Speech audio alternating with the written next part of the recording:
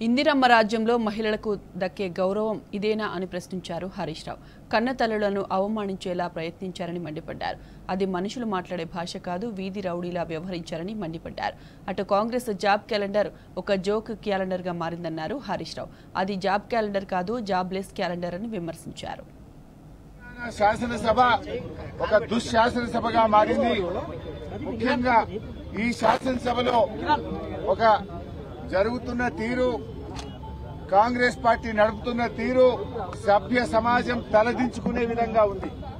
ఇందిరమ్మ రాజ్యం అంటే ఇందిరమ్మ రాజ్యంలో మహిళలకు దక్కే గౌరవం ఇదేనా అని నేను అడుగుతా ఉన్నా. నిన్న మా మహిళా శాసనసభ్యులను పట్టుకొని నోటితో ఉచ్చరించలేని భాషలో ముఖ్యమంత్రి ఉప ముఖ్యమంత్రి నిన్న మాట్లాడతారు. ఈ రోజు నిన్ననేమో మహిళా ఎమ్మెల్యేలను అవమానపరిచారు.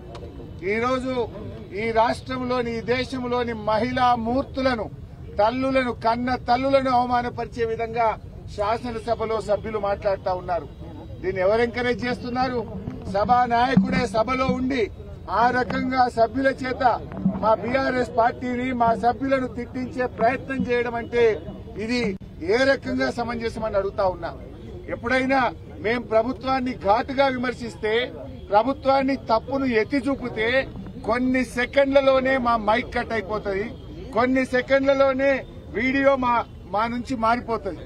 కానీ ఆ సభ్యుడు నోటికొచ్చినట్టుగా కన్న తల్లులను అవమానపరిచే విధంగా, శాసనసభ్యులను నోటికొచ్చినట్టు, అంటే అది మనుషులు మాట్లాడే భాష కాదు, పశువులు మాట్లాడే విధంగా, ఒక స్ట్రీట్ రౌడీ మాట్లాడే విధంగా, ఒక రౌడీ షీటర్లు బయట మాట్లాడేటువంటి భాష ఒక శాసనసభలో ఒక సభ్యుడు మాట్లాడడం తగునా? దీన్ని ఎందుకు స్పీకర్ గారు మైక్ కట్ చేయరు? దీన్ని సభా నాయకుడు ఏ రకంగా ఎంకరేజ్ చేస్తారు? నిన్న ముఖ్యమంత్రి గారు అన్నారు, మేము అవసరమైతే శాసనసభ్యులను సభ నుండి ఎక్స్పెల్ చేస్తామన్నారు. ఇవాళ ఎక్స్పెల్ చేయకూడదు అయినను. ఈ రకంగా ఒక రౌడీ భాషను శాసనసభలో మాట్లాడుతుంటే, మాతృమూర్తులను అవమానిస్తా ఉంటే స్పీకర్ గారు మైక్ కట్ చేయరు, సభా నాయకుడు ఖండించడు, పైగా ముసిముసిలు నవ్వుతా ఉంటాడు. నిజంగా మీకు మాతృమూర్తుల మీద గౌరవం ఉంటే, మహిళల మీద మీకు గౌరవం ఉంటే తక్షణమే ఆ శాసనసభ్యుడిని ఎక్స్పెల్ చేయాలని చెప్పి మేము బీఆర్ఎస్ పార్టీ తరఫున డిమాండ్ చేస్తా ఉన్నాం. ఇదేమి రాజ్యం నాకు అర్థం కాదు. నిన్న మహిళా ఎమ్మెల్యేలను అవమానపరుస్తారు, ఇలా మాతృమూర్తుల్ని అవమానపరుస్తారు.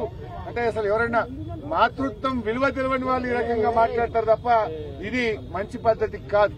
మేము కోరేది ఒక్కటే, ఇప్పటికైనా ఆ సభ్యుని మీద కఠినమైన చర్యలు తీసుకోవాలని, అతన్ని ఎక్స్పెల్ చేయాలని చెప్పి మేము ఈరోజు బీఆర్ఎస్ పార్టీ పక్షాన